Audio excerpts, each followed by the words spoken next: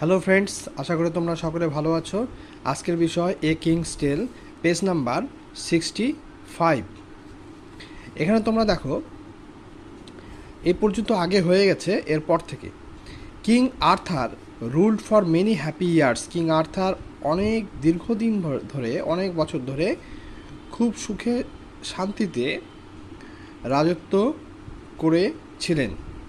And grew old with time, এবং সময়ের সঙ্গে সঙ্গে বৃদ্ধ হয়ে যান। Many of his trusted knights had perish during their adventures. তার অনেক বিশ্বস্ত নাইটরা মৃত্যুবরণ করেছেন অনেক বিপদসংকুল অভিযানে। The king gave his magic sword the Excalibur to a trusted knight. রাজা তার ম্যাজিক শোর্ড বা ম্যাজিক তরবারিটি, যেটার নাম ছিল এক্সক্যালিবার, সেটা তার একজন বিশ্বস্ত নাইটকে দিয়েছিলেন।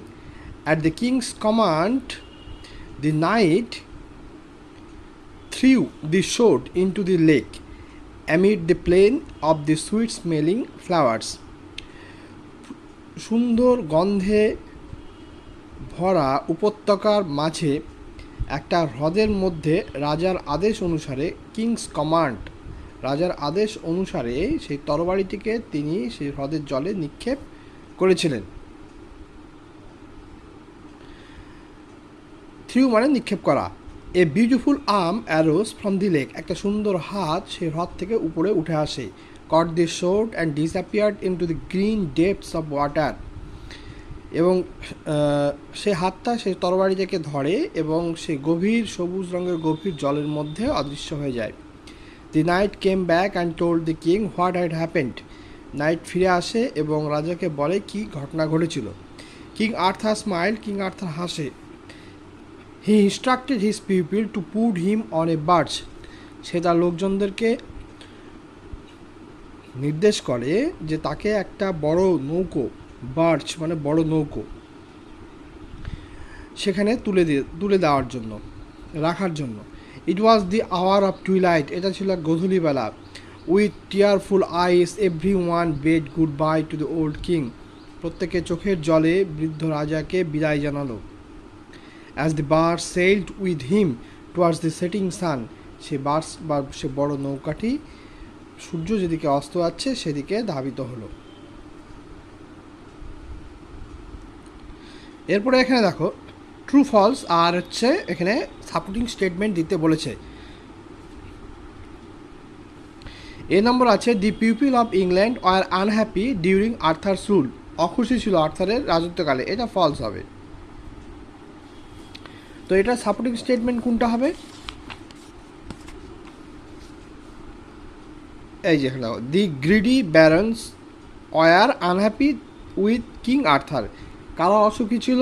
গ্রিডি ব্যারেন্সরা, অর্থাৎ যা লোভী জমিদাররা, তারা অখুশি ছিল। তাহলে এখান থেকে এইটা। এরপরে দেখো Merlin took King Arthur to the gilded pavilion on his birthday. তার জন্মদিনে মার্লিন, আর্থারের জন্মদিনে তাকে একটা গিল্ডেড প্যাভিলিয়নে নিয়ে গিয়েছিল। এটা টি হবে। সাপোর্টিং স্টেটমেন্ট কোনটা হবে? এই যে Merlin took him to a richly gilded pavilion painted crimson and dark blue. এই যে গিল্ডেড প্যাভিলিয়ন পর্যন্ত।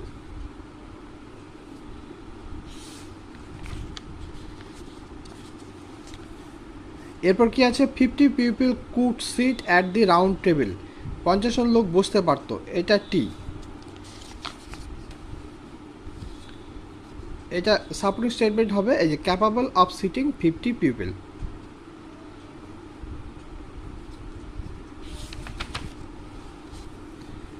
এখানে কি আছে? The goodness and the kindness of the knights are known all over the country. সমস্ত দেশ জুড়ে নাইটদের ভালো প্রচারিত হয়েছিল, সকলে জানতো, নাইটদের ভালোর কথা সকলে জানতো। এটা হবে টি। সাপোর্টিং স্টেটমেন্ট হবে the stories of their goodness and kindness spread throughout the country. এটা হচ্ছে সাপোর্টিং স্টেটমেন্ট। এই যে এরপরে দেখো activity 7, who according to Merlin could possess the Excalibur. এক্সক্যালিবারটা মার্লিন অনুসারে কে রাখতে পারে। Describe the pavilion where the round table was placed. যেখানে রাউন্ড টেবিলটা হয়েছিল সেই প্যাভিলিয়নটা বর্ণনা দিতে বলেছে। What did king Arthur devoted knights promise. Devoted নাইটে কী প্রমিস করতো। Why did king Arthur smile when he was inform that the Excalibur was taken back into the lake by a beautiful arm. যখন জানানো হলো king আর্থারকে যে সেই এক্সক্যালিবার তরবারিটি একটা সুন্দর হাত হ্রদের মধ্যে ধরেছে, তখন কিং আর্থার হাসলো কেন। তো প্রশ্নের উত্তরগুলো এবার তোমরা দেখো। এ নম্বর প্রশ্নের উত্তরটা দেখো, only an honest and fearless knight who protects the common people can possess this sword. শুধুমাত্র যারা সৎ এবং নির্ভীক নাইট এবং যারা সাধারণ লোকজনকে রক্ষা করবে তারাই একমাত্র এই তরবারিটা ধারণ করতে পারে। এরপর বি নম্বরটা দেখো, the pavilion was richly gilded painted crimson and dark blue. এবার সি নম্বরটা দেখো, the knights promised that they would help the helpless, be gentle to the weak and to punish the wicked. এবার D নম্বরটা দেখো, the king Arthur smiled because he return the Excalibur successfully. সফলভাবে সেই Excalibur তরবারিটিকে ফেরত দিয়েছিলেন।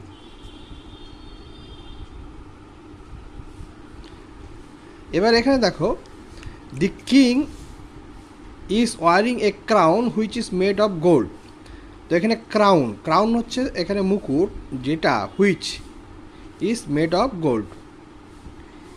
ক্রাউনের সঙ্গে তাহলে crown, the king is wearing a crown which is made of gold. A crown যেটা, ক্রাউন হুইচ, এই ক্রাউনের সঙ্গে হুইচ এটা একটা সম্পর্ক আছে। Crown which is made of gold, তো এই যে এখানে সম্পর্ক আছে বোঝাচ্ছে, সেই জন্য এই যে which is made of gold এটা হচ্ছে কি রিলেটিভ ক্লজ। এটা কি রিলেটিভ ক্লজ, এটা হচ্ছে রিলেটিভ ক্লজ। আর যেহেতু সম্পর্ক আছে এখানে বলা হচ্ছে, সেই জন্য এটা হয়ে যাবে অ্যাডজেক্টিভ ক্লজ। ঠিক আছে, রিলেটিভ ক্লজ অথবা অ্যাডজেক্টিভ ক্লজ। ঠিক একই রকমভাবে he walked on the path that,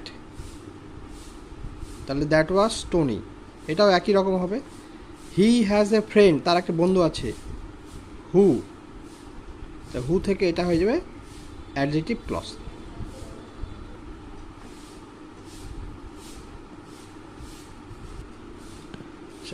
এখানে দেখো adverb clause, he return home when it was raining. সে বাড়ি ফিরে যখন বৃষ্টি হচ্ছিল, যখন, তাহলে এটা সময় বোঝাচ্ছে, কি সময় বোঝাচ্ছে, তাহলে এটা হয়ে গেল কি adverb clause.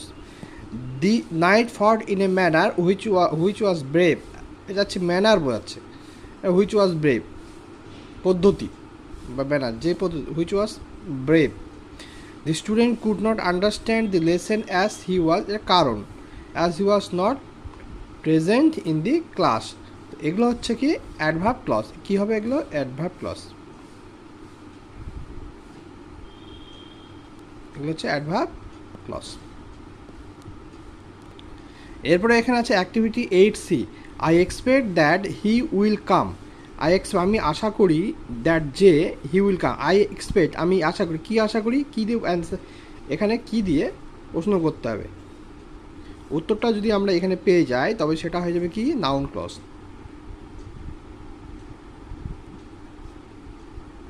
Noun clause. That you believe like this hurts me, আমাকে আঘাত করে, কি এইটা, তাহলে এটা হয়ে যাবে কি noun clause. Mother was very happy, mother খুব খুশি, that her child had succeeded.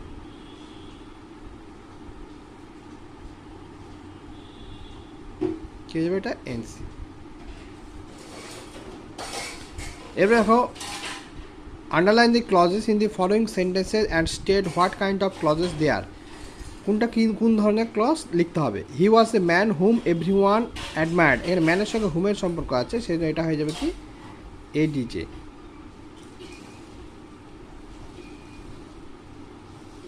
I hope that, আমি আশা করি, কি আশা করি, এটা হয়ে যাবে noun clause.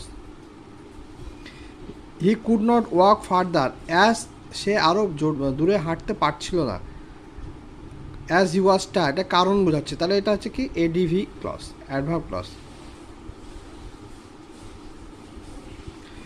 They live in a place where it is always cold, প্লেসের সঙ্গে এখানে হোয়ারের সম্পর্ক আছে। They live in a place, তারা একটা জায়গায় থাকতো যেটা ছিল সবসময় ঠান্ডা, তো এটা হয়ে যাবে কি রিলেটিভ ক্লজ বা adjective clause.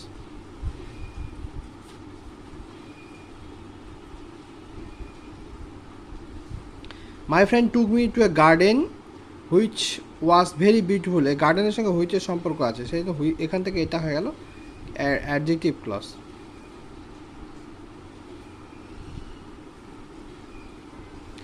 The artist hope that he could win that, hoped, আশা করেছিল যে, কি আশা করেছিল, যে এটা সে অ্যাওয়ার্ড জিততে পারে, তাহলে এটা হয়ে যাবে কি নাউন ক্লজ।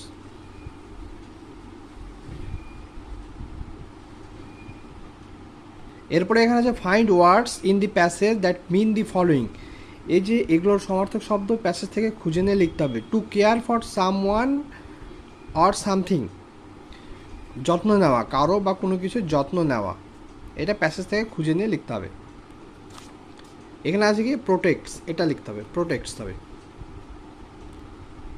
প্রোটেক্টস। এরপর কি আছে, the state of being successful, সফল হওয়া, এইটা প্রসপারিটি।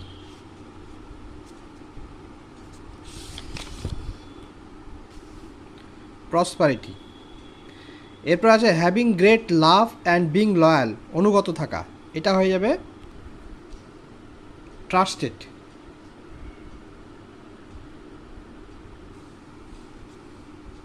ট্রাস্টেড। এরপর কি আছে ডায়েট, ডায়েট হয়ে যাবে এই যে পেরিস্ট।